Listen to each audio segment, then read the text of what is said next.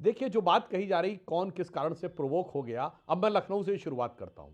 ठीक 12-13 साल पहले की बात है, 2012, लखनऊ का गौतम बुद्धा पार्क और उसके बगल में हाथी पार्क, वहां भगवान बुद्ध और भगवान महावीर की मूर्तियां क्यों तोड़ी गई? एक हुजूम निकला। और किस बात के लिए निकला कि साहब एक फेसबुक पे पोस्ट है कि बर्मा में मारे गए रोहिंग्या मुसलमानों की फोटो है। वैसे बाद में वो गलत निकला, वो थाईलैंड के तूफान में मारे गए लोगों की फोटोएं थी। मगर मैं पूछना चाहता हूं, अगर बर्मा में मुसलमान मारे गए हैं तो उसका लखनऊ के गौतम बुद्धा पार्क से क्या लेना देना था? कौन प्रोवोक कर रहा था? तब तो सरकार हुजूर नवाब इनकी थी, अखिलेश जी की सरकार थी। याद दिलाना चाहता हूं, मुंबई का आजाद मैदान, अमर जवान ज्योति तोड़ दी गई उसी एजिटेशन में। कितने ही चैनलों की ओबी वैन तोड़ दी गई। ये महाराष्ट्र की बात है, नागपुर की तो मुंबई की बात बता रहा हूं। कौन प्रोवोक कर रहा था? मैं पूछना चाहता हूं कि भाई कौन प्रोवोक करता था जब कश्मीर में हर जुमे की नमाज के बाद एक भीड़ निकलती थी मस्जिदों से और आक्रामक नारे लगाते हुए, पत्थरबाजी करते हुए किसी इंस्पेक्टर अयूब पंडित जैसे किसी भी पुलिस के सिपाही को कत्ल कर देती थी? कौन प्रोवोक करता था? इसलिए यहां प्रोवोकेशन का मर्ज दूसरा है। उसे छोटी छोटी चीजों में छुपाने की कोशिश मत करिए। हिंदी में जो एक कहावत होती है, तिनके की ओट में पहाड़ छुपाने की कोशिश करना, विपक्ष के द्वारा यह करने का प्रयास किया जा रहा है। ईमानदारी से इस मर्ज को समझिए और जिस कट्टरपंथी जहनियत को वोट बैंक की सियासत का थोक और अधिकृत विक्रेता मानकर सियासत की जा रही है, उसने इस देश में बहुत बहुत बड़ी अमानत में खयानत की है, जलालत पैदा की है। इससे बचने की कोशिश करनी चाहिए। और मैं एक और उदाहरण बता देना चाहता हूं। लेकिन सुधांशु, इस बार महिला पुलिस कर्मियों को टारगेट किया गया। एफआईआर में जो खुलासा हुआ है, सांप्रदायिक ताने दिए गए और कहा गया कि आप हिंदू पुलिस अधिकारी हैं। इसके क्या मायने हैं? महिला ऑफिसर्स को टारगेट किया गया, एक महिला आईपीएस को टारगेट किया गया। देखिए, मैं वही बात कह रहा हूं कि जिस प्रकार की ये घटनाएं जिस जहनियत से प्रेरित हैं, अगर हम उसे ईमानदारी से एक्सेप्ट नहीं करेंगे तो जानते क्या गलती है? अब कोई बुरा ना माने, मैं बाबा साहब अंबेडकर को कोट कर रहा हूं, Muslim politics and the partition of India. उसमें उन्होंने मुस्लिम समाज के लिए लिखा है कि मुस्लिम समाज के सामने समस्या क्या है कि हिंदू समाज के अंदर भी बुराइयां हैं, परंतु हिंदू समाज में उन बुराइयों के सुधार के लिए अंदर से ही आंदोलन खड़े होते हैं और उनका निदान होता है। पर ये बाबा साहब अंबेडकर ने लिखा है कि मुस्लिम समाज के सामने समस्या यह है कि वो अपनी किसी बुराई को मानने को तैयार नहीं। ठीक है, यू मेड योर पॉइंट जी। इस कारण से वहां सुधार की कोई गुंजाइश नहीं है। ओके, सुधार बस ये बात समझना चाहिए। वैसे तो पता नहीं शिवसेना वाले लोग भी अब इस बात को समझ पाएंगे नहीं समझ पाएंगे। ठीक है, मैं शिवसेना से राय लेता हूं। आनंद दुबे, कोई आयत नहीं जलाई गई। मुख्यमंत्री देवेंद्र फडणवीस ने मंच पे बोला है, मतलब पटल पे बोला है सदन के। क्या आपको लगता है कि जिनको आप हिंदू तालिबान करके बता रहे थे, आज उस आर्टिकल को भी वापस लेने का दिन है? अमीश भाई नमस्ते। महाराष्ट्र के मुख्यमंत्री जी ने कहा कि कोई आयत नहीं जलाई गई, कुछ लोगों ने अफवाह फैलाई और दंगा हो गया। ठीक बात है, दंगा हुआ, दंगा के बाद धरपकड़ शुरू हुई। एक प्रश्न चिन्ह दिमाग में है अमीश भाई कि एक फहीम क्यों पकड़ा गया है? वो 700, 800, 1000 फहीम कब पकड़े जाएंगे? ये सवाल अब आप लोग विपक्ष से पूछेंगे कि भैया विपक्षी नेताओं, आइए जरा कानून व्यवस्था आपके ऊपर की जिम्मेदारी, जरा फहीमों को पकड़िए। ये फहीमों को बचा कौन रहा है? उनको पकड़ा क्यों नहीं जा रहा है? अगर ये आपने एफआईआर की कॉपी पढ़ी है? अब तो काफी देर हो चुकी है एफआईआर को आए हुए, काफी समय बीत चुका है एफआईआर को आते हुए। एफआईआर की कॉपी पढ़ चुके हैं आप? मैं वही पूछ रहा हूं अमीश भाई, मैं आपसे एक सीधा सवाल पूछ रहा हूं। 40 घंटे से ज्यादा समय बीत गया, दंगा मास्टरमाइंड पकड़ा गया, इस बात का इंतजार 40 घंटे में पकड़ा गया आपके पास तो? अरे तो मास्टरमाइंड नहीं, आप एक मास्टरमाइंड को पकड़ेंगे और बाकी उपद्रवियों का क्या करेंगे? उन्हें छोड़ देंगे? वाह भाई वाह, मतलब एक मास्टरमाइंड पकड़ेंगे लेकिन उसके सहयोगियों को नहीं पकड़ेंगे, जिसने हिस्सा लिया, हमारी माता बहन। नहीं, आपकी जानकारी, अपनी जानकारी दुरुस्त करिए। उसको नहीं पकड़ेंगे। 51 लोग अरेस्ट हुए हैं, 51 लोग पकड़े गए हैं। 700-800 लोगों में से 51 पकड़े गए अमीश भाई, ये समीक्षा कर रहे हैं आप बैठकर। ओके, मैं आपकी जानकारी, आपने एक व्यक्ति का नाम लिया इसलिए मैं बोल रहा हूं। ओके सुधांशु त्रिवेदी, मेरे पास बहुत जानकारी है। मैं मुंबई में बैठा हूं, मेरे पास पल पल की जानकारी है। मैं आपसे एक सवाल पूछता हूं आपके माध्यम से सुधांशु जी को, 700 लोगों में से 51 पकड़े गए। आप ये बहुत अच्छी समीक्षा कर रहे हैं सुधांशु भाई, सुधांशु त्रिवेदी, आप ये कहिए कि हाँ लापरवाही हुई है, लापरवाही हुई है। पुलिस अगर समय पर पहुंची होती, पुलिस ने देरी नहीं की होती, तो जल्दी इस दंगे को रोका जाता और ज्यादा लोगों की धरपकड़ की जाती। जो लोग भागे भागे फिर रहे उनको दबोच लिया जाता। आप ये नहीं कह पाएंगे सुधांशु त्रिवेदी, आप सरकार में बैठे हैं, आपको सरकार भी चलानी है और विपक्ष को भी घेरना है। मैं तो हैरान हूं कि पहली बार ऐसा कोई विषय पे चर्चा हो रही है जिसमें विपक्ष को सवालों के कटघरे में सुधांशु त्रिवेदी, सुधांशु त्रिवेदी, सरकार में बैठे लोगों को। अरे इसमें तो अबू आजमी जिसका आप समर्थन कर रहे थे, जिनको मिलवाने लेके गए थे, उनका बयान बहुत बड़ा रोल प्ले कर रहा है। Sudhanshu Trivedi, make your point. मैं बताना चाहता हूं, देखिए साहब, आनंद भैया क्या बोल रहे हैं, मास्टरमाइंड पकड़ा जाएगा तब धीरे धीरे उस माइंड के प्यादे भी पकड़े जाएंगे। 51 पकड़े गए तो कह रहे हैं साहब 700, अरे पकड़े जाएंगे 700 800 भी, इधर उधर बिल में भी तो घुस गए होंगे, तो बिल से निकालने में और पकड़ने में समय लगेगा। मैं पूछना चाहता हूं, पाल घर में तो लिंचिंग हुई थी साधुओं की, पुलिस थाने में घुस के मारा था, कितने लोगों पे पकड़ के कार्रवाई की थी, कितने लोगों को जेल किया था, कितने लोगों को 15 लोगों को तत्काल पकड़ा था उस समय। अरे सुनिए ना, अरे मेरे भाई सुनिए, कितने लोगों को पकड़ा था, कितने लोगों को आजीवन कारावास हुई, कितने लोगों को आइडेंटिफाई किया गया। मैं अरे भैया मेरी बात सुनिए, पूरी बात, परेशान न होइए। पुलिस के हाथ से पकड़ कर ले गए थे, पुलिस ने फायरिंग नहीं की और इस कारण से यह स्थिति हुई। इसीलिए मैं कहना चाहता हूं जनाब, वो दौर दूसरा था और यह दौर दूसरा है। हम किसी उपद्रवी को बख्शने को तैयार नहीं है, परंतु पूरी संवेदना के साथ, पूरी सतर्कता के साथ, सभी नियमों का पालन करते हुए नियमानुसार लोगों पे कार्रवाई। ठीक है, आनंद दुबे, अब जो रिजवान, दूसरी बात है तो एक मैं रिजवान अहमद ने एक सुधांशु त्रिवेदी, रिजवान अहमद ने एक बात बोली, उस पर आपकी राय चाहता हूं। रिजवान अहमद ने बोला कि पुलिस को गोली वहां चलानी चाहिए थी क्योंकि उनके करीब अगर आ रहे थे। What is your take on this? You are a member of parliament.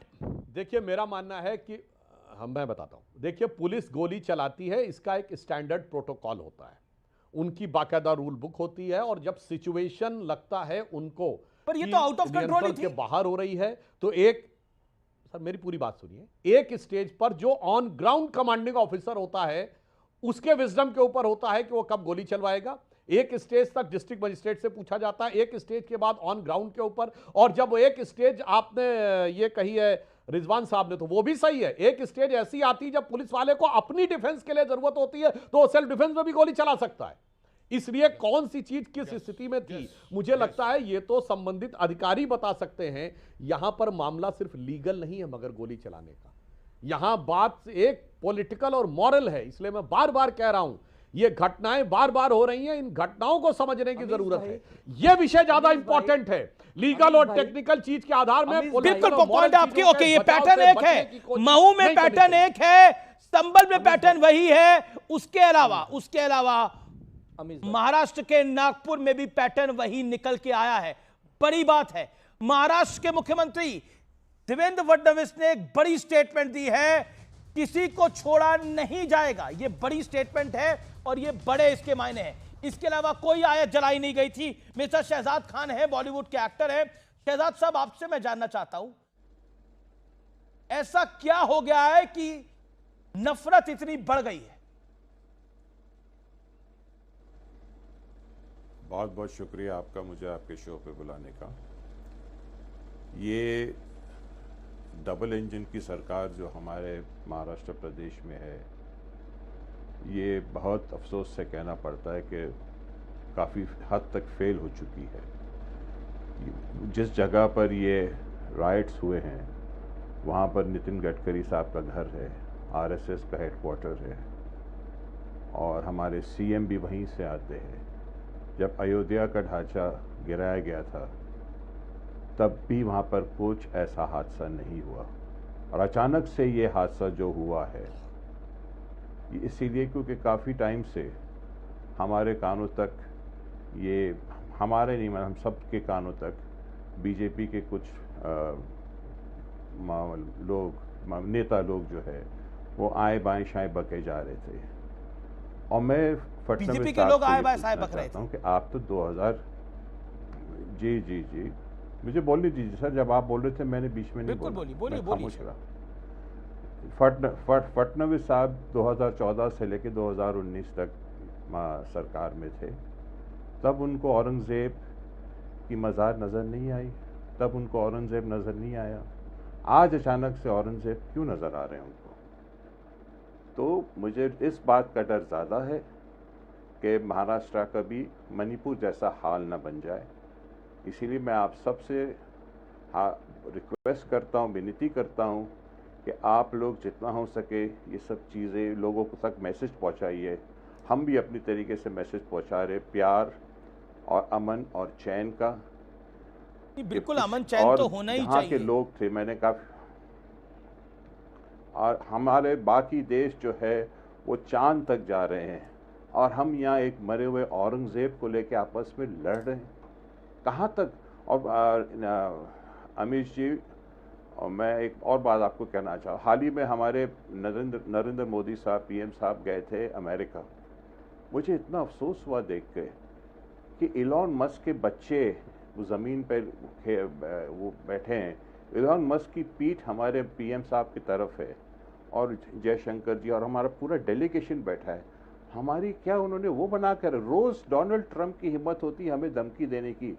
चलिए ये तो दूसरा विषय हो गया। आप एक किसी और विषय को मिक्स कर रहे हैं। ओके, रिजवान अहमद, एक बड़ी खबर देवेंद्र फडणवीस की एक बड़ी स्टेटमेंट है कि कब्र से भी निकाला जाएगा आरोपियों को, कब्र से भी निकाला जाएगा आरोपियों को। ये बड़ी स्टेटमेंट है। रिजवान अहमद।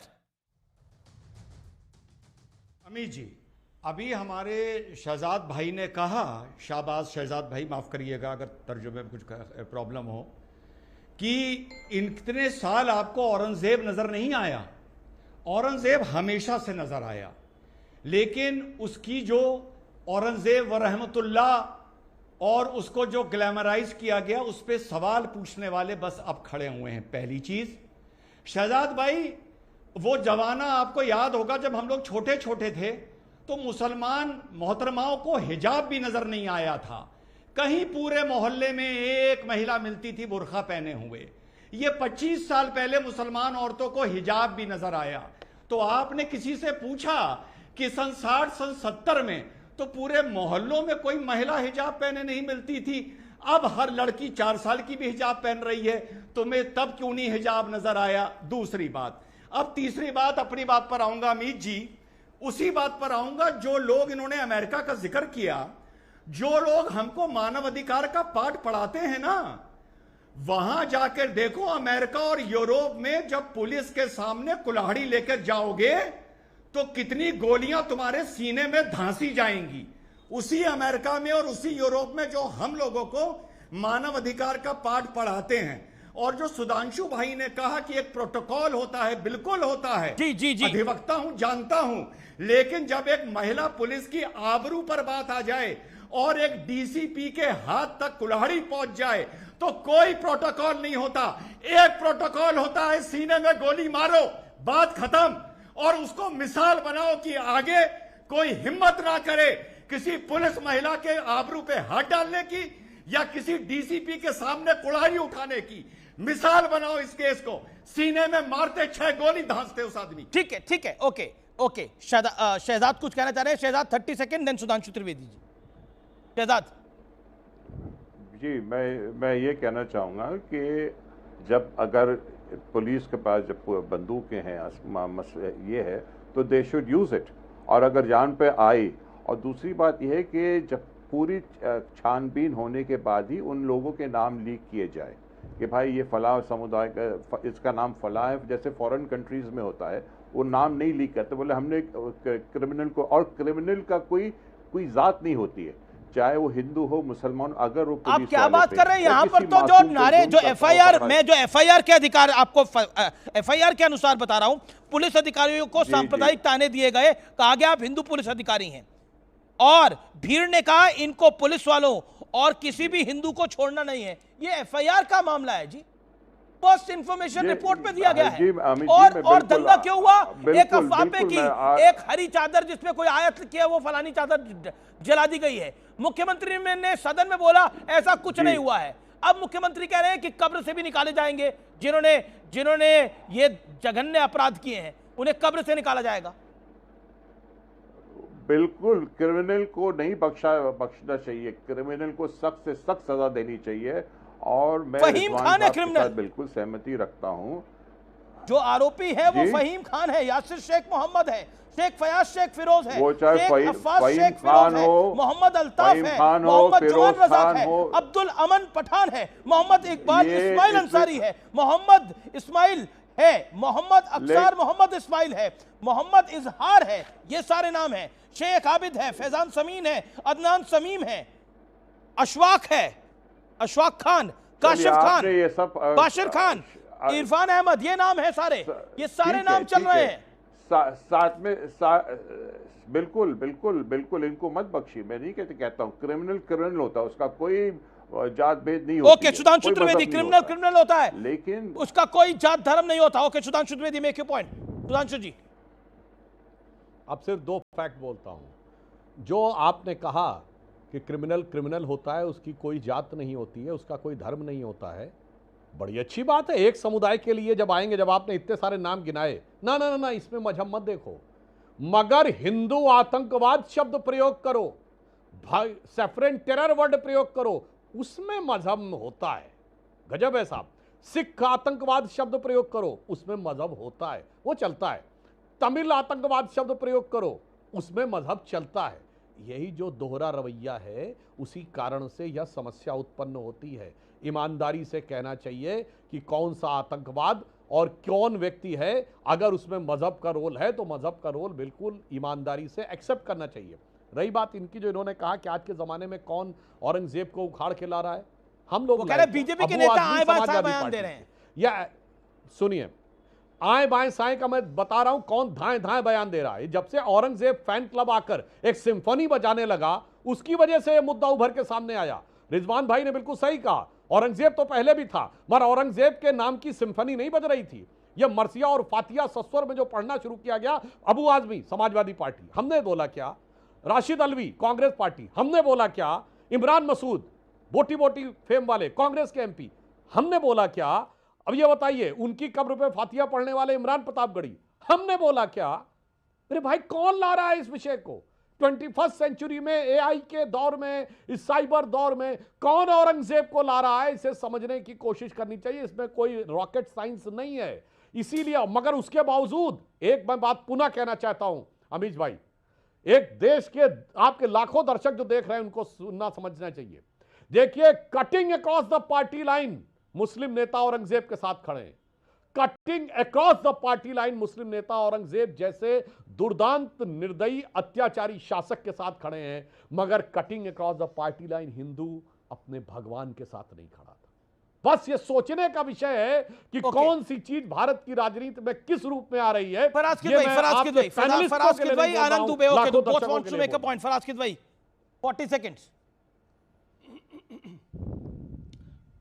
जी देखिए अमीर जी, मेरा सुधांशु त्रिवेदी जी से एक हाथ जोड़ करके निवेदन है कि सुधांशु त्रिवेदी जी, आप एक बहुत अच्छे प्रवक्ता हैं, आपको करोड़ों लोग सुनते हैं और आपकी काफ़ी रिस्पेक्ट भी है, मैं ये मानता हूं।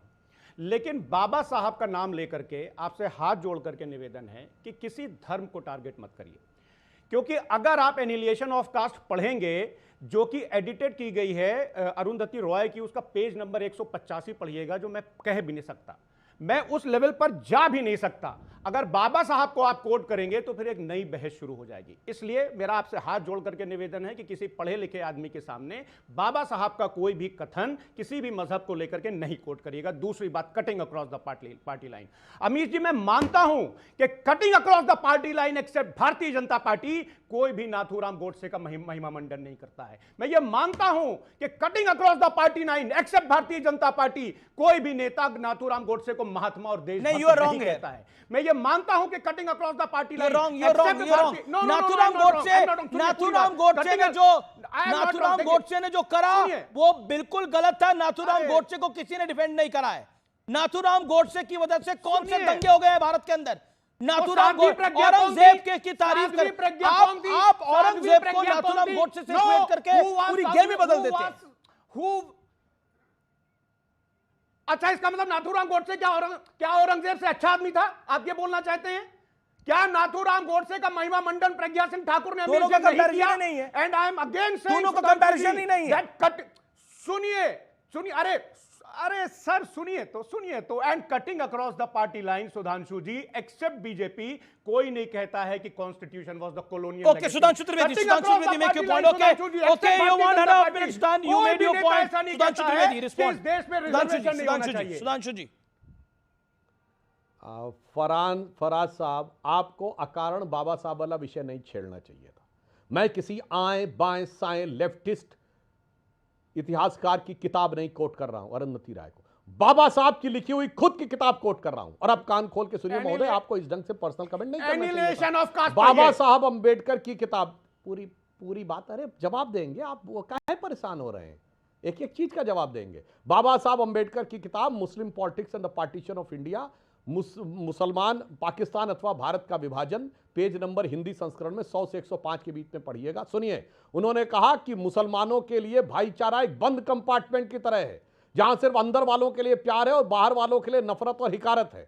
अब सुनिए, बाबा साहब अंबेडकर की एनिलिशन वाली कास्ट कहने वाले लोग, आप बताइए, बाबा साहब की एक किताब है वेटिंग फॉर ए वीजा, जिसमें उन्होंने कहा कि अहमदनगर में वो गए और पानी पीने के लिए एक गांव में कुएं के पास जाके खड़े हो गए, तो मुस्लिम समाज के लोगों ने उन्हें इतना अपमानित किया जातिवाचक शब्दों को लेकर, और ऐसे हालात हो गए कि उनको लगा कि उनकी हत्या भी हो सकती थी।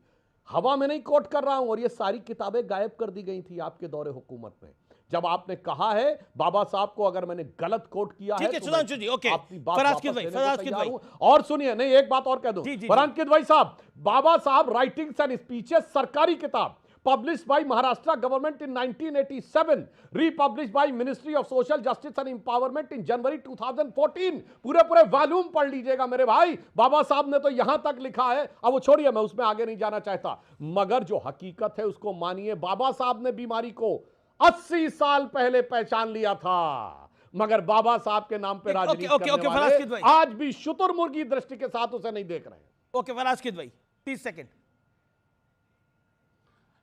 अमीर जी अरुंधति रॉय को मैं नहीं कोट करता हूं। The original annihilation of caste paragraph number 2.2, उसमें क्या लिखते हैं कि भारत के दलितों के ऊपर, भारत के दलितों के कमर में झाड़ू बांध दी गई और उनको काला एक पट्टी बांध करके टहलने के लिए मजबूर कर दिया गया, ताकि जो दलित जिधर से जाते थे तो दूसरे लोग उधर सड़क पर ना आए, ताकि उनकी परछाई से वो गंदे ना हो जाएं। Paragraph number 2.2, the original annihilation of caste. दूसरा, आपने ministry of social justice and empowerment का जिक्र किया। सुधांशु जी, ये आज का अमृतकाल उसी ministry of empowerment and social justice की ये रिपोर्ट है, जिसमें इस देश में जो लोग गटर साफ कर रहे हैं उसमें 92% SC ST और OBC के लोग हैं। सुधांशु जी, ये कौन लोग हैं? ये कौन लोग हैं जो इस देश के SC ST और दलितों से गटर साफ करवा रहा है, लेकिन आप यूनिवर्सिटी में उसको वाइस चांसलर नहीं बनवाएंगे? सुधांशु जी, आप क्या बात करते हैं? Okay, you made your point. Okay Sudhanshu Trivedi, okay Sudhanshu 20 second, Sudhanshu sharp comment 20 second, then Rizwan Ahmed and Anand Dubey. Okay Faraz साहब, जरा बोलने से पहले सोच लेना चाहिए। दलितों का reservation in promotion Uttar Pradesh की सरकार में किसने खत्म किया? मुलायम सिंह यादव की समाजवादी पार्टी की सरकार ने। बोलो हां या ना? इसका जवाब। और इतना ही नहीं, रेट्रोस्पेक्टिव खत्म कर दिया। पूरी बात अब सुनिए, अब ज्यादा मैं बोलिएगा, फैक्ट के साथ बोल रहा हूं। सैकड़ों हजारों दलित कर्मचारी प्रमोट होने के बाद डिमोट हो गए। किसने किया? सपा की सरकार ने। जब पहली दलित मुख्यमंत्री उत्तर प्रदेश की बनने के लिए आई, मायावती जी के खिलाफ जान के पीछे कौन पड़ा? दलित विधायकों को जातिवाचक शब्दों के साथ पकड़ कर मारने के लिए कौन ले गया? यह अदालत में दिया गया मायावती जी का बयान है, मेरा वर्ड नहीं है। मुलायम समाजवादी पार्टी के गुंडे मेरी जान लेना चाहते थे। जान से मारने की कोशिश किसने की? सुनिए। और फराज साहब सुनिए, बाबा साहब अंबेडकर की तुलना भूमाफिया से किसने की? आजम खान ने 6 सितंबर 2016 को आला हजरत हज हाउस के उद्घाटन के समय, कोई जाके उस समय के अखबारों को चेक कर ले, उन्होंने बाबा साहब अंबेडकर के लिए इतना अपमानजनक शब्द का प्रयोग किया कि भूमाफिया क्या। इसलिए समाजवादी पार्टी वाले बोलने से पहले थोड़ा सोच लीजिए। ठीक है, मैं फिर विषय पर आता हूं। रिजवान अहमद। ओके सर, मैं विषय पर आ रहा हूं। मैं